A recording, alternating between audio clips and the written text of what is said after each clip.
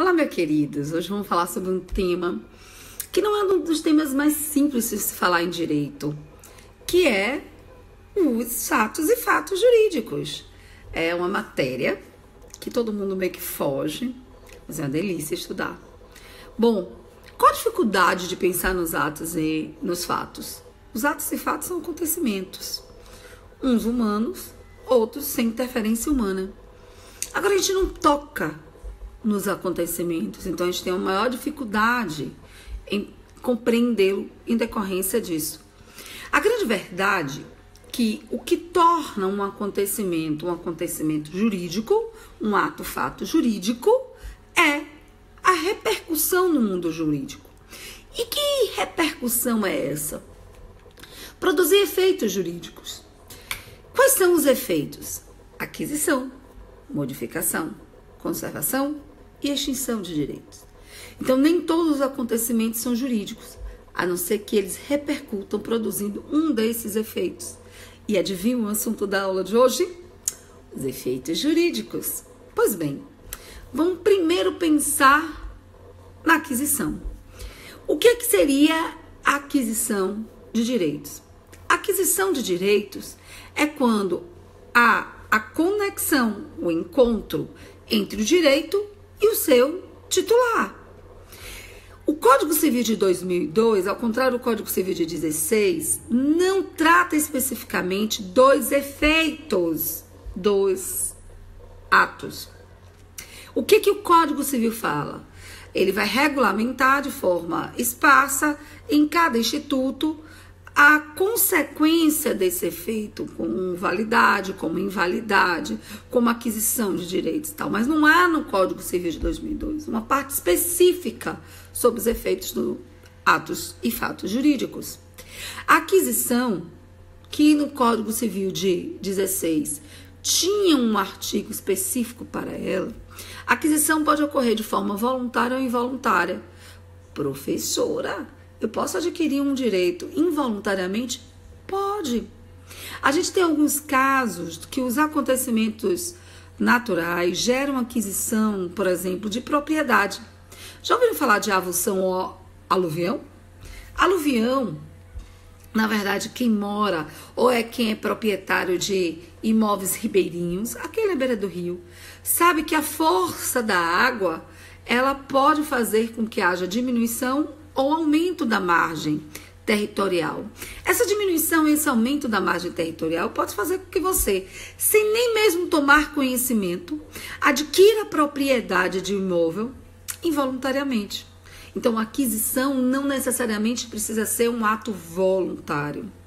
Eu posso adquirir o direito por ato próprio ou por intermédio de um terceiro. Por exemplo, é possível adquirir o direito por representação.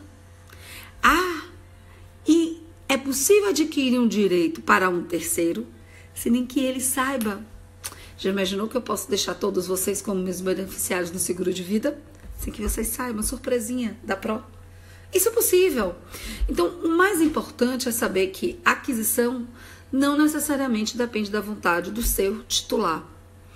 A gente tem ainda dentro da aquisição alguns conceitos que são indispensáveis para a gente entender o que é a aquisição do direito. Por exemplo, direito adquirido.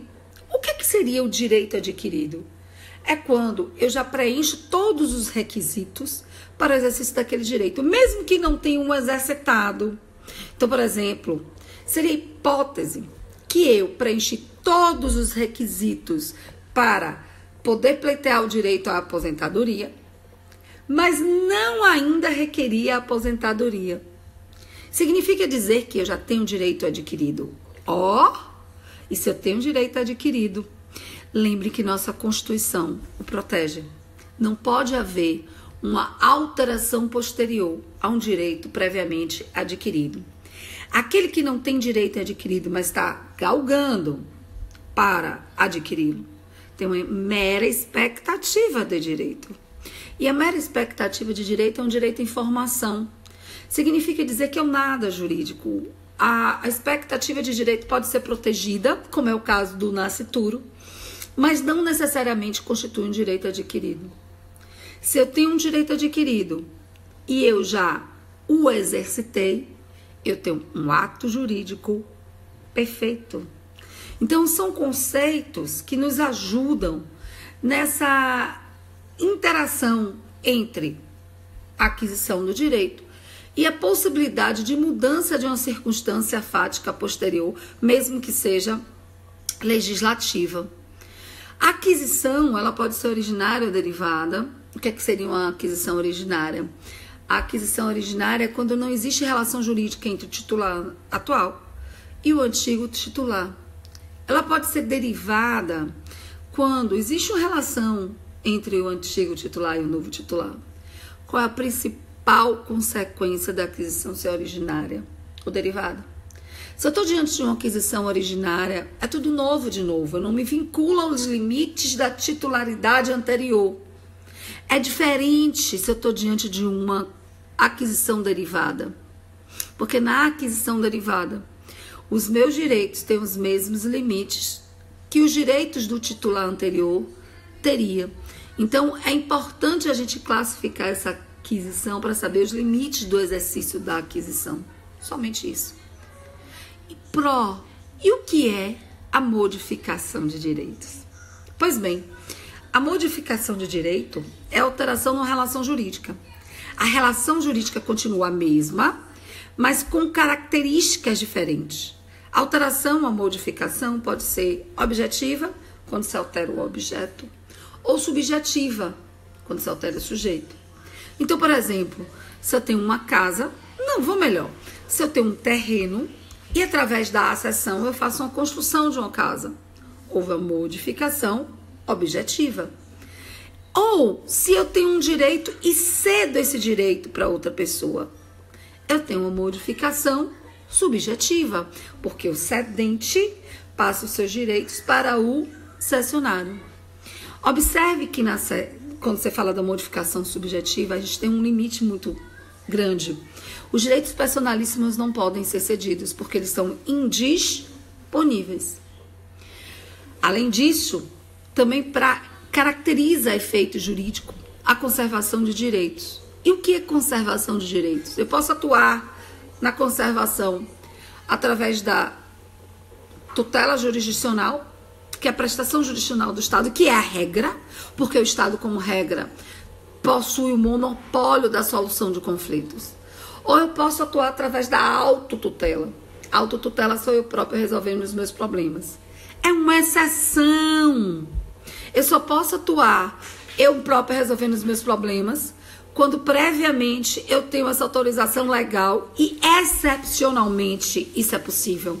Via de regra, eu não posso atuar com as minhas próprias razões. Eu poderia até estar praticando um ato criminal. E, por fim, a extinção dos direitos. A gente tem alguns exemplos de extinção de direitos. Só exemplos. Porque se não há um rol taxativo da forma de aquisição de direitos, não há um rol taxativo das formas de extinção de direito.